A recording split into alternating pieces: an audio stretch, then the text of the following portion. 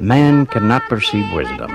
He cannot understand its meaning, because the basic keys to his knowledge are still unknown to him. In 1880, this parcel of land in southern India near Madras was purchased by a Russian woman, a woman who dreamed of the day when people from different parts of the world will gather here under one roof to support each other in their search for wisdom and truth, to discover their inner power and provide a service to humanity by fighting against ignorance, to lessen the burden of suffering in the world through the dissemination of divine wisdom.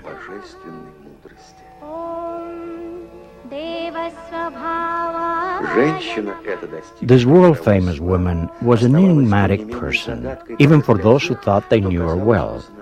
For some, she was a great being who succeeded in reaching the highest levels of wisdom and illumination, a woman who explored new paths in the development of humanity. For others, she was a heretic who advocated the eradication of all religious creeds. There were those who saw her as an example of mercy and compassion. Others thought her ruthless. Some referred to her as a woman of endless patience. To others, she was known for her explosive anger. It seems that there were no emotional or personality traits lacking in the complex personality of this woman.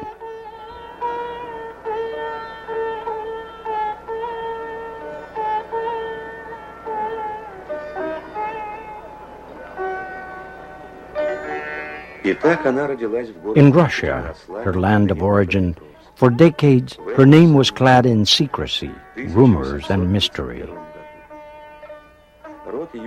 She was born in 1831 in Ekaterinslav, in this house.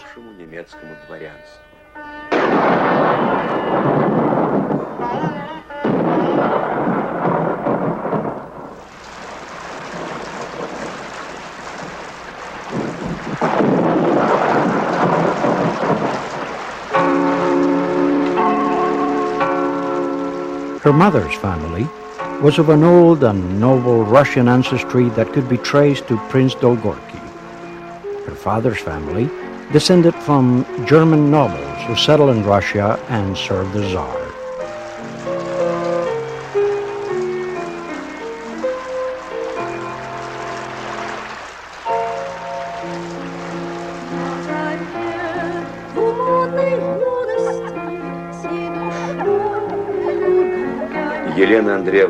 Her mother, Elena Gunn, was a famous and gifted writer.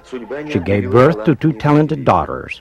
One of them, Vera, would also become a writer, Vera Petrovna Shilavyovskaya.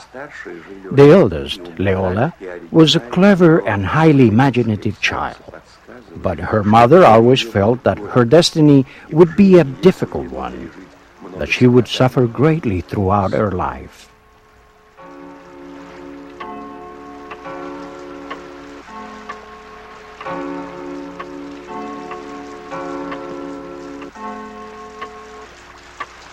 I am Lola. That was my nickname. My full name is Elena Petrovna. Elena Petrovna Blavatsky. How strange it is to return to the place where one is born. It's been more than 160 years. Everything has changed. Except for the house itself, its walls, the air around it. It seems like spring now.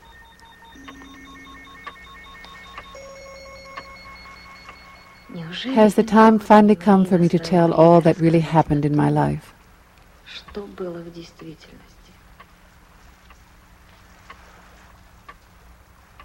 It has always been a source of great bitterness and despair for me to know that in my motherland, the motherland that I loved so much and felt such homesickness for all my life, that my name was trampled on and associated with so many lies. Who are you, Madame Blavatsky? How do you describe the moment in your life when you hear an inner voice calling you to your destiny?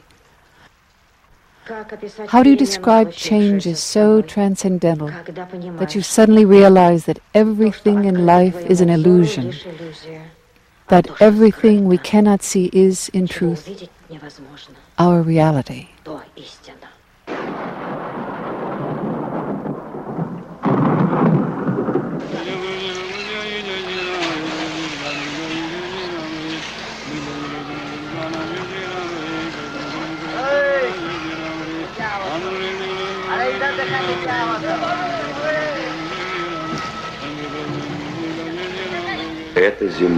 This land, now starting down the path, it is but a sad emissary, trapped behind gates that block the way into the valley of the light, a light which cannot be extinguished by any storm.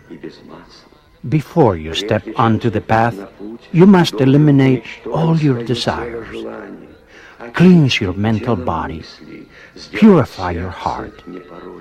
You cannot follow the path without giving yourself completely to it, without actually becoming the path yourself. It is the only possible way, and at the end of the path, you will hear the voice of silence.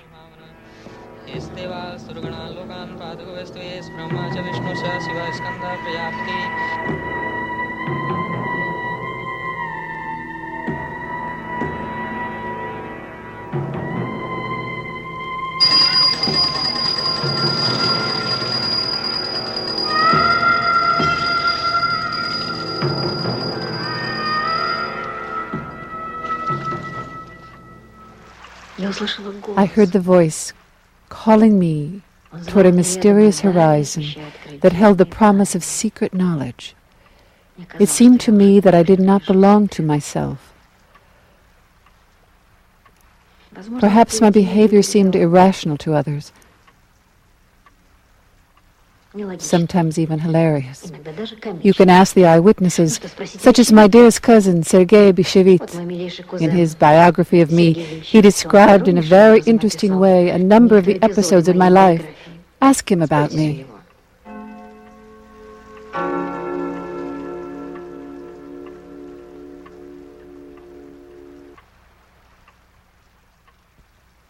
Elena Petrovna was married very young. Her husband was an elderly man, a decent man, Blavatsky, a governor-general of the Yerevan region in Armenia. Only a year after her marriage, she left her husband and fled to her grandfather in Tbilisi.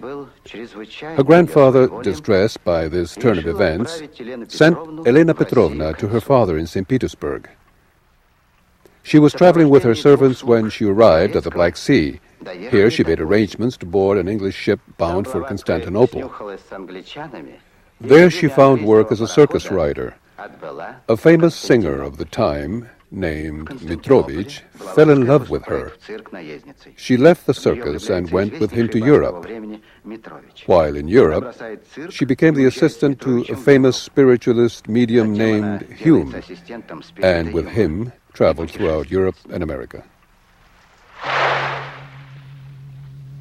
Oh, pupil, the path ahead of you is long and difficult. Your past sorrows will pull you backward, and you will have to retrace your steps and start again.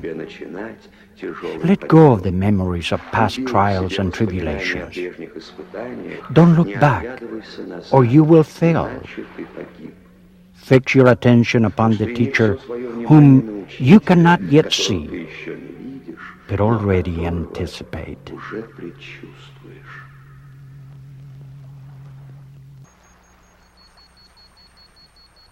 Well, my dear cousin has told you some absorbing and spectacular things about me, especially about my being a circus rider.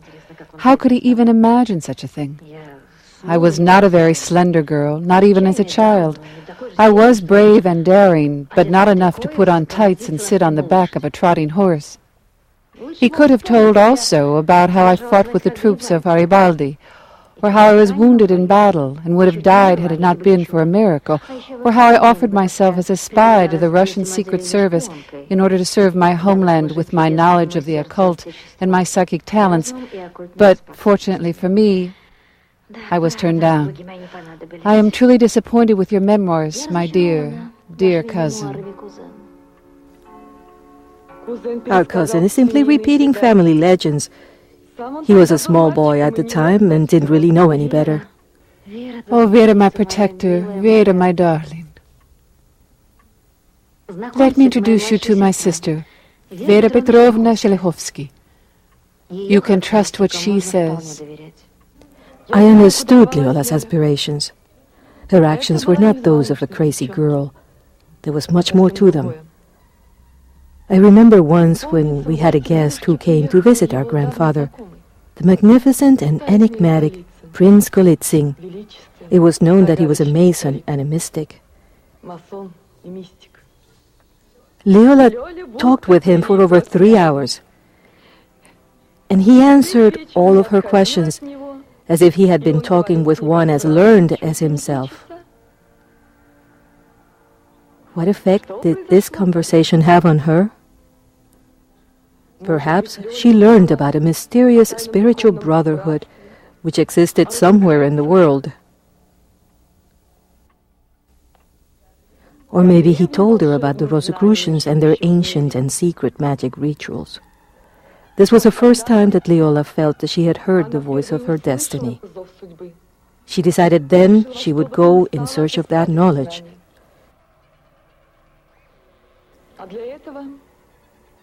But she needed to be free to pursue that dream.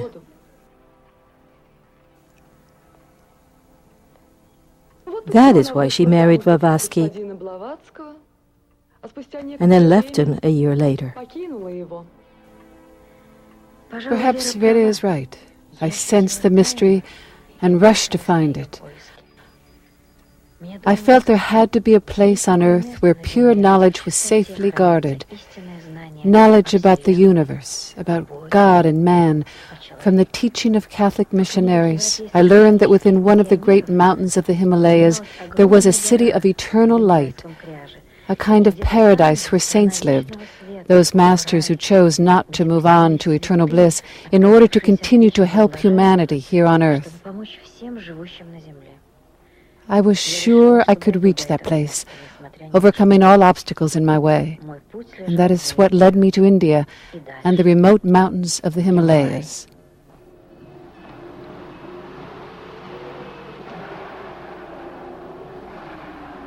From the beginning, man has often not recognized the truth and, instead, has opted for the lies. So true knowledge has been hidden. Now, who has true knowledge? The great teachers from the snowy mountains.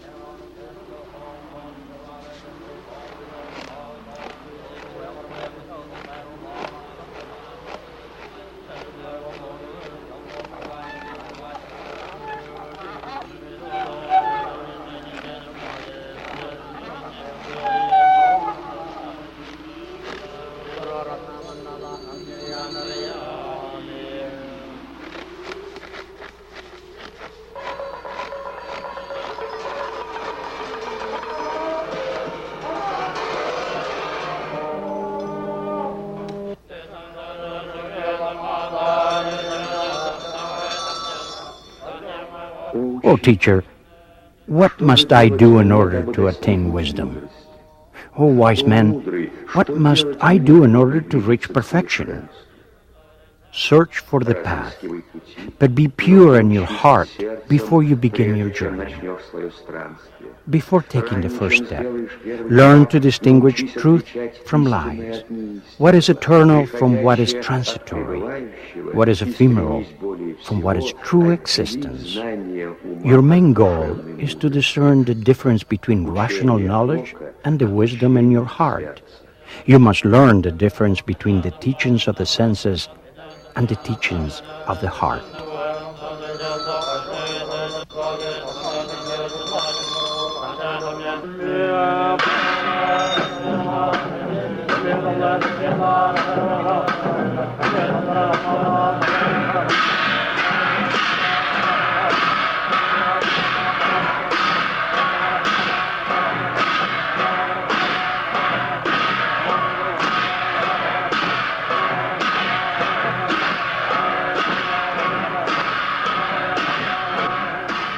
The teachers, or gurus, instruct the student, or chela, on the different methods of psychic development based on the extraordinary potential of the human mind. That which to the European seemed a mirage, a fantasy, or hoax is the subject of everyday practice and learning for the student in a spiritual school. The Tibetan mystics have always kept secret the nature of their studies, just like the initiates of the ancient mystery schools and the Christian mystics during the Middle Ages. I also took a vow not to reveal anything about this period of my life. All I can say is that thanks to the Tibetan teachers, I developed my psychic abilities. 15 years later, I visited Russia. Sergei was by then a grown man, and we became acquainted really for the first time. At the time, I was old enough to reach my own conclusions about this outlandish and diabolic woman. I could tell that in her youth she had been very beautiful, but when I met her she had grown fat and was not very attractive.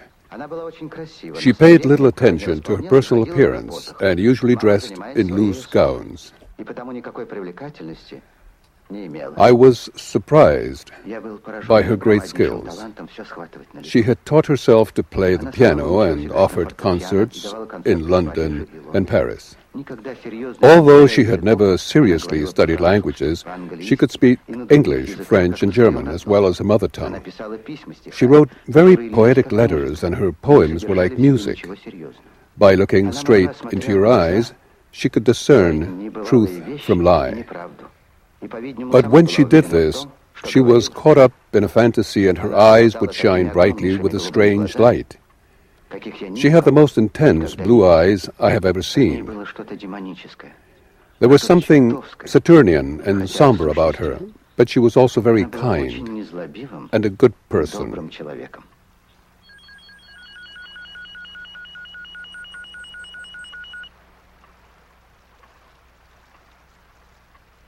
Thank you for your kind words, dear cousin.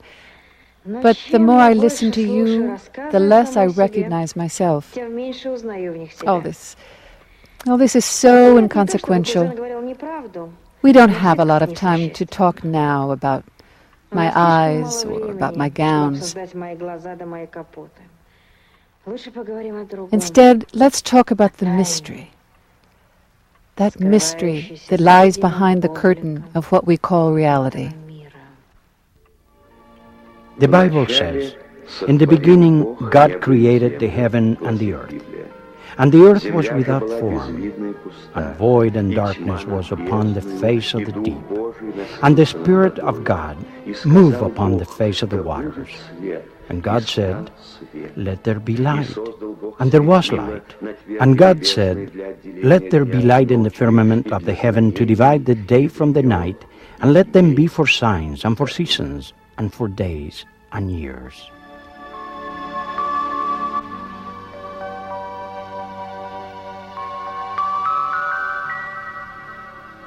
An ancient Chinese book says, The great Thou has no physical form, but it is the source of all form under heaven and earth. The great Thou has no passions, but it is what keeps the sun and the moon in motion. The great Thou has no name, but is the essence of all growth and all salvation.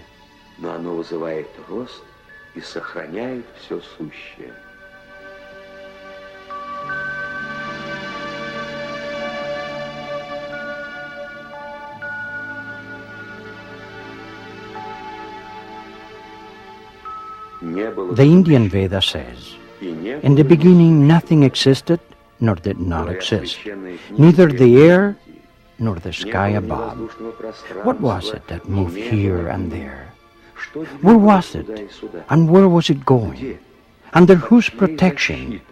What is it that fills the great abyss? There was neither death nor immortality. There was no day and no night. There was only the one breath, and there was nothing except or beyond the breath."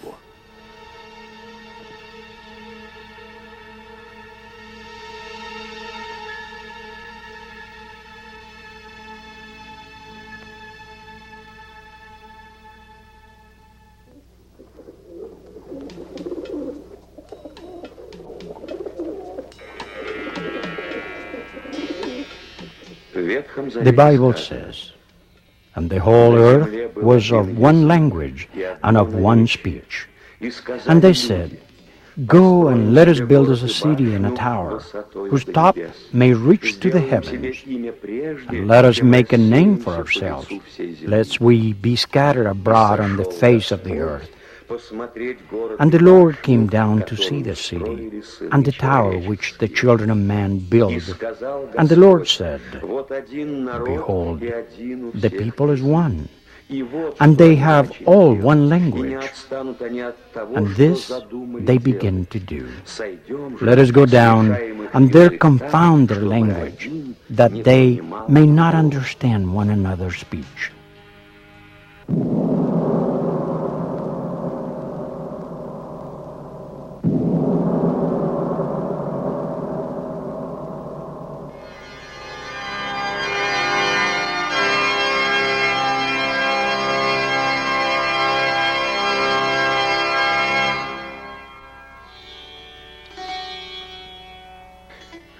It seemed to me that all religions must have one common origin, one common source.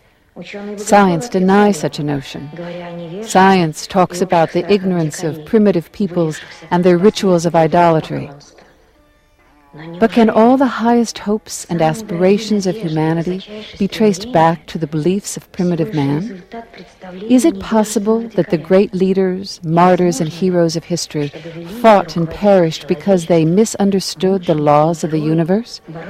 Because they failed to see that all creeds have the same source?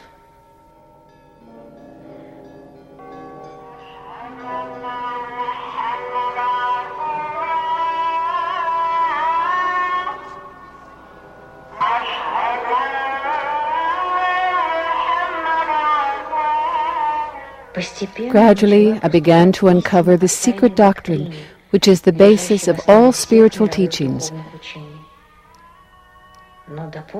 But my understanding was far from complete.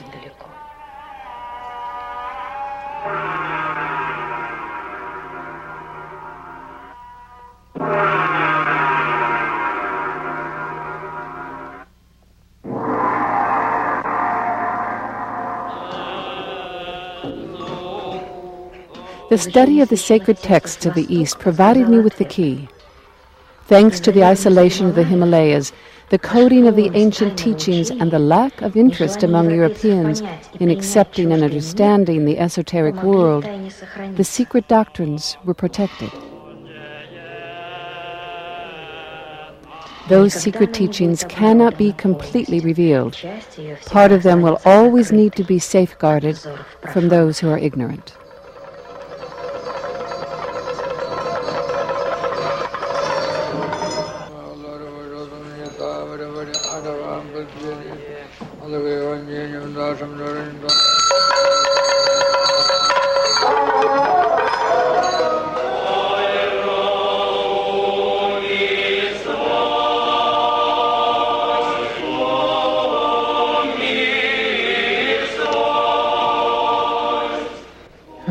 But one thing's clear. Ancient knowledge has fed the spiritual hunger of mankind through the ages. The similarities in religious doctrines point to a common origin, to a great brotherhood of teachers who guide our evolution.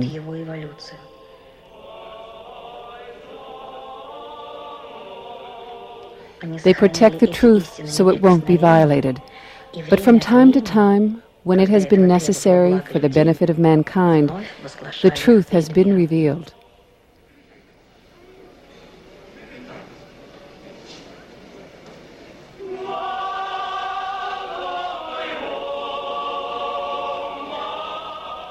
These masters have served as the spiritual teachers and healers for our planet.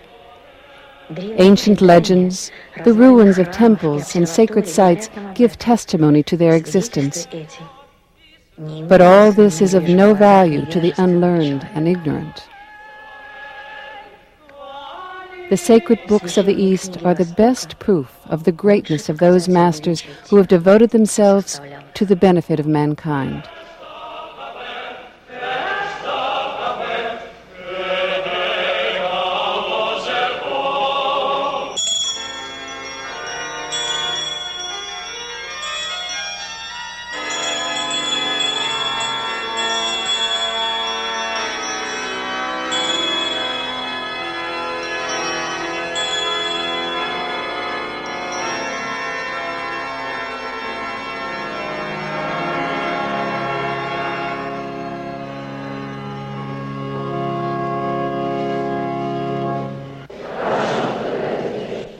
These ancient texts contain knowledge about God, the universe, and man.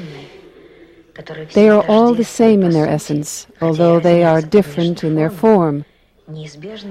They all point to a common origin, the ancient divine wisdom.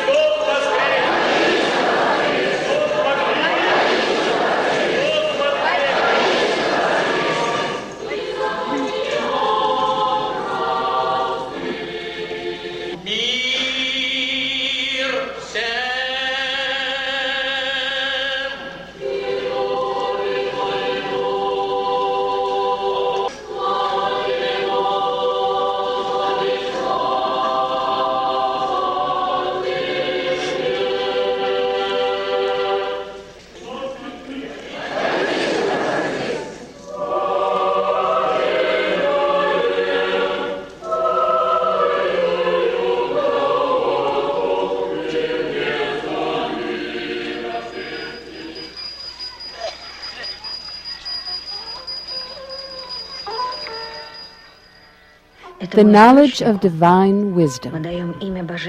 That is what we call theosophy. It is the foundation upon which all religions of the world are built. It is the nurturing spring. That is the source of all of mankind's most heartfelt and noble aspirations. It is the wisdom that confirms our hopes for the future and brings us to our highest trust in God.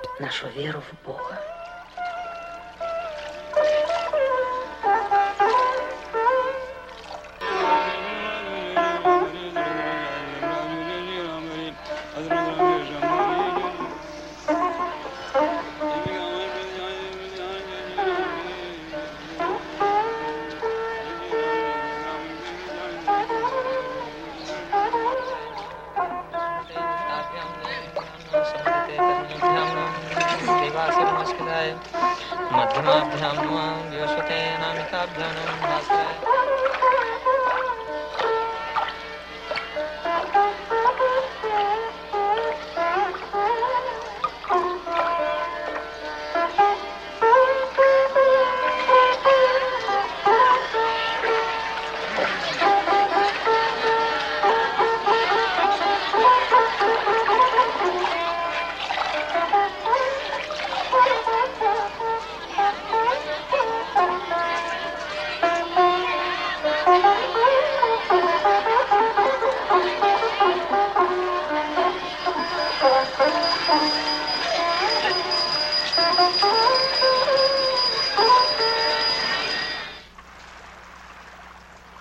Well, Vera,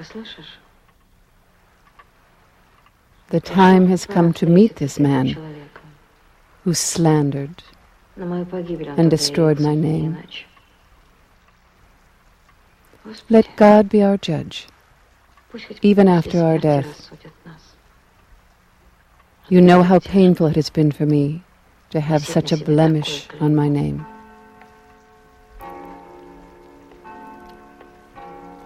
Allow me to introduce myself. I am Всеволод Sergeyevich Solovyov.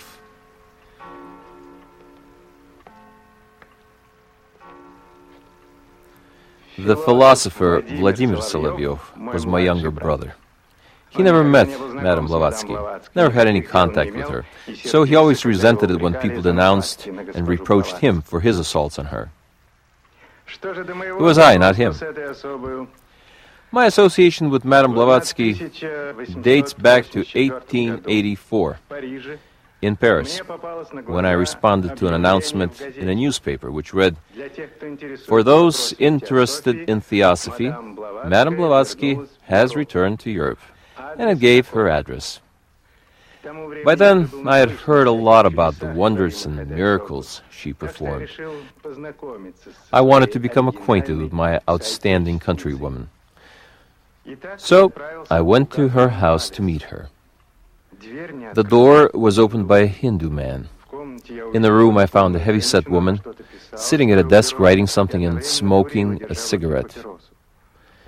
She looked up at me and I saw her beautiful turquoise eyes.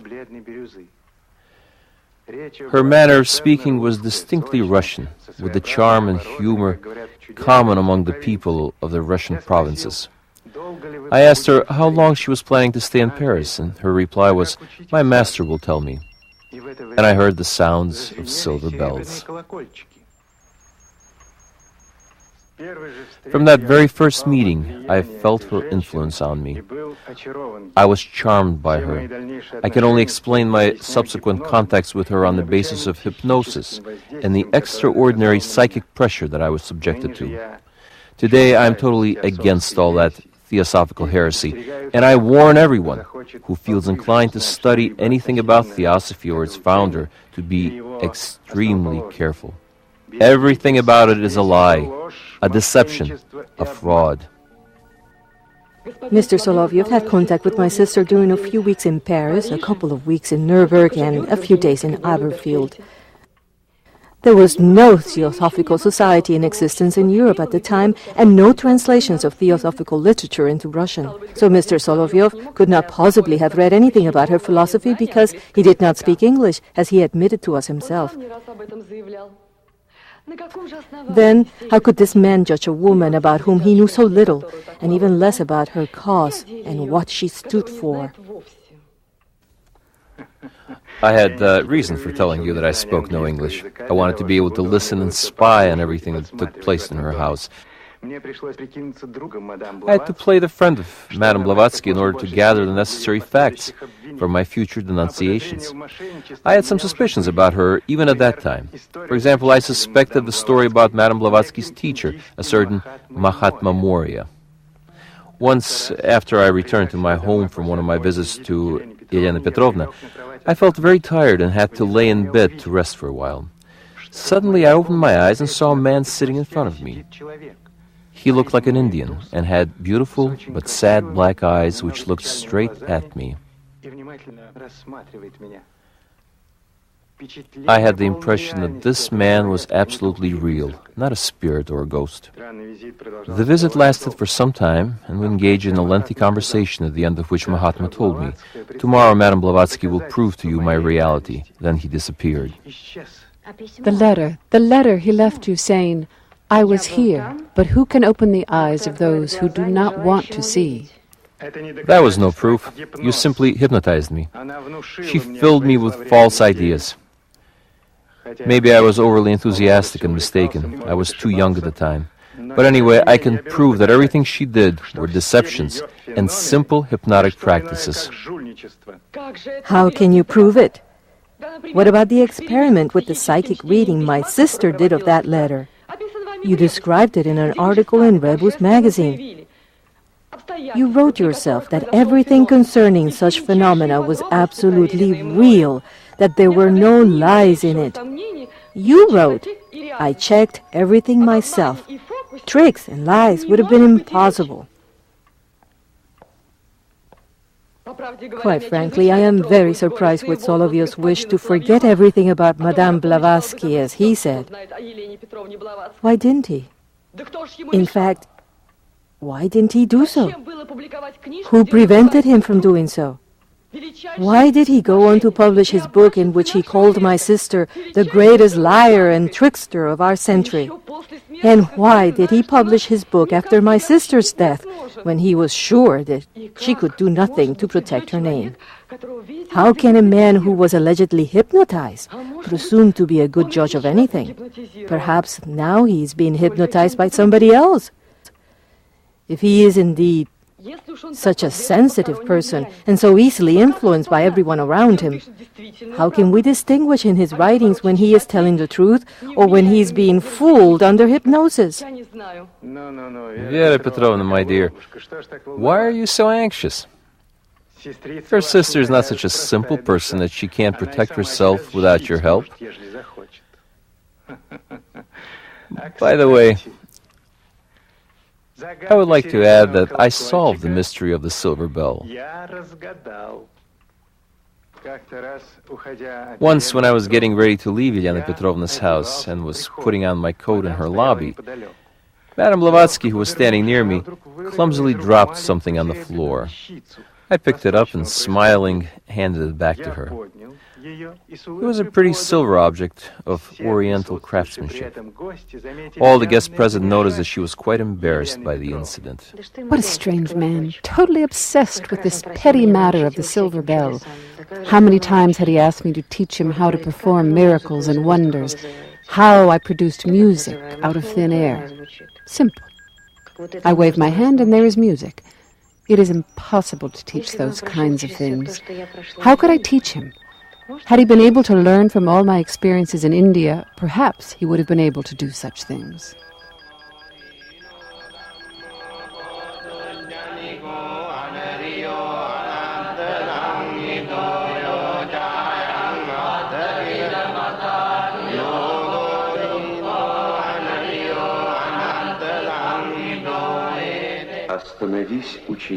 Stop, student. One more word. When you find in your heart divine compassion, you discover the law of the universe, the essence of internal harmony, the soul of the world, the light of truth and eternal love.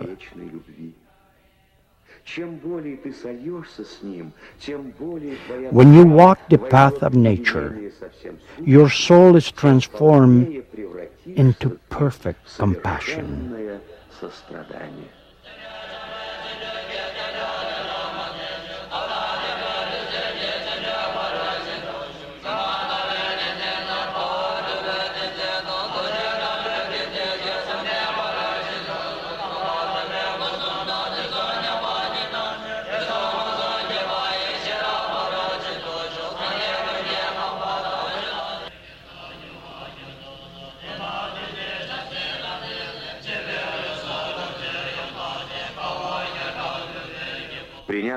Those who accept theosophy are inspired by a constant search for divine wisdom and God's kingdom within.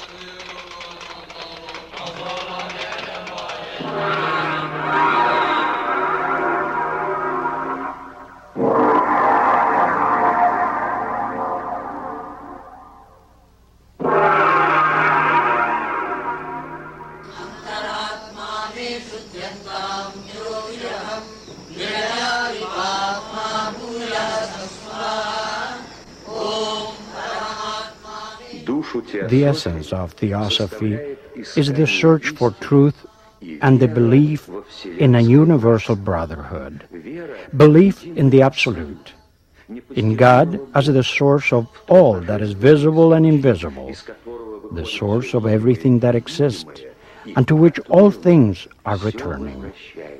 Theosophy is the belief in the eternal law of absolute love, compassion, and mercy. It teaches the acceptance of the laws of karma and reincarnation. Theosophy believes in the evolution of the immortal and eternal nature of man, influenced by the spiritual soul of the world and divine law.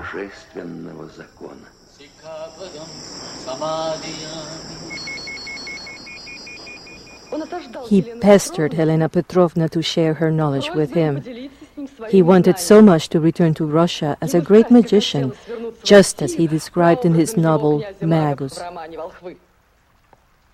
But Helena Petrovna often said that those who paid such eager attention to astral flights and letters of Mahatmas were like small crawling worms on the shoes of a well-dressed man. Oh yes, Vera Petrovna. So psychic phenomena does not mean anything. It's trifle. But the teaching of theosophy, that's what's all important. That was the important thing, wasn't it? Come on now. Your sister discredited the Christian church and planted ideas of primitive idolatry in people's minds.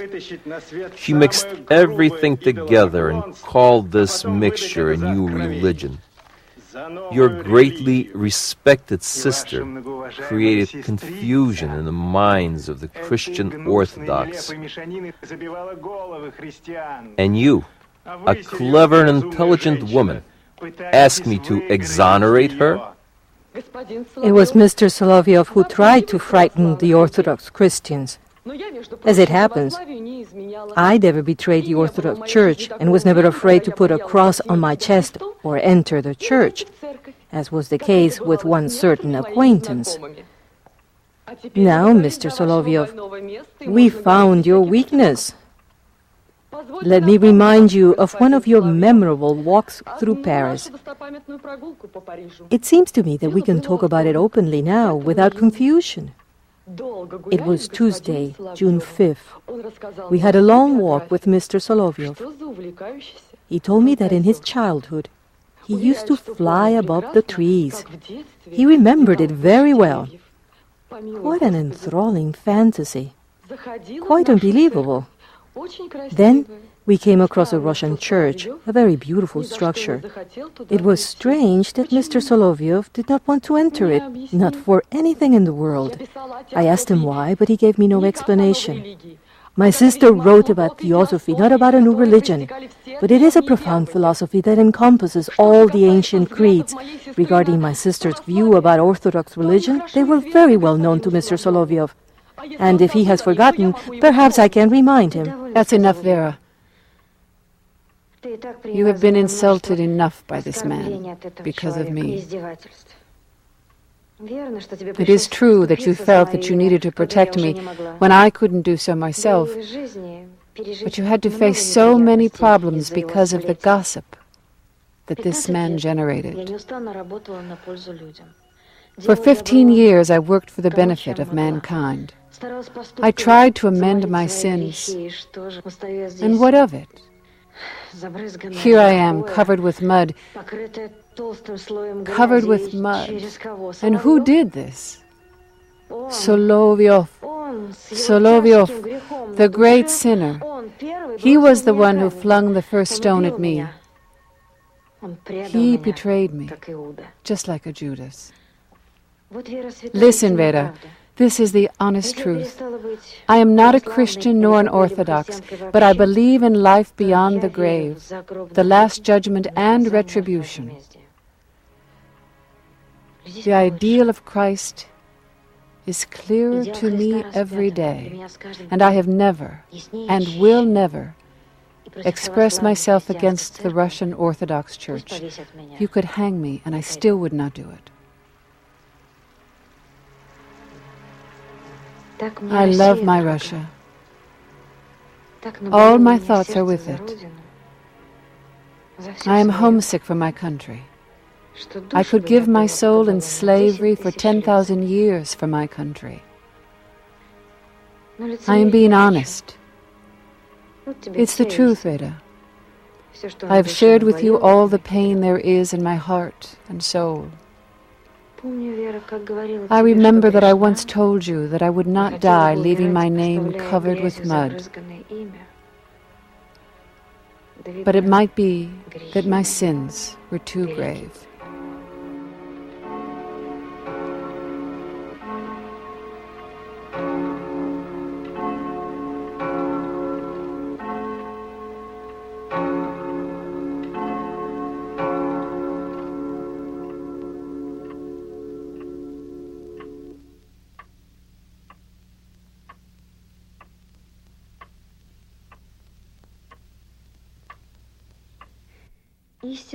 The delusions of our past will lead us to wisdom in the future.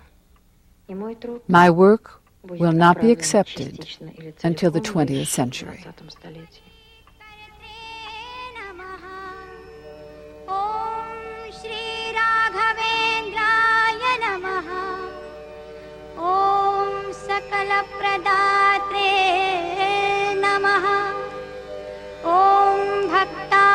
संभेदन दृष्टिवज्राय नमः। ॐ क्षमा सुरेन्द्राय नमः। ॐ हरिपाद कञ्जनिषेवणालब्ध समस्त संपदे नमः। ॐ देवस्वभावाय नमः। ॐ दिविजद्रुमाय नमः। ॐ इष्टप्रदाय नमः। ॐ भव्यस्वरूपाय नमः। ॐ भवदुःखतूल सङ्घाग्निचर्याय नमः। ॐ सुखधैर्यशालिने नमः। ॐ समस्तदुष्टग्रह निग्रहेशाय नमः। ॐ दुरत्ययोपप्लवसिन्धुसेतवे नमः। ॐ निरस्तदोषाय नमः। ॐ निरवध्यवेशाय नमः। ॐ प्रत्यर्थिमूकध्वनिदानभाषाय नमः। ॐ विद्वत्परिज्ञेय महाविशेषाय नमः। ॐ वाग्वैखरी निर्जितभव्यशेषाय नमः। ॐ सन्तानसम्पत्परिशुद्धभक्ति विज्ञानवाग्देह सुपाठवारिदा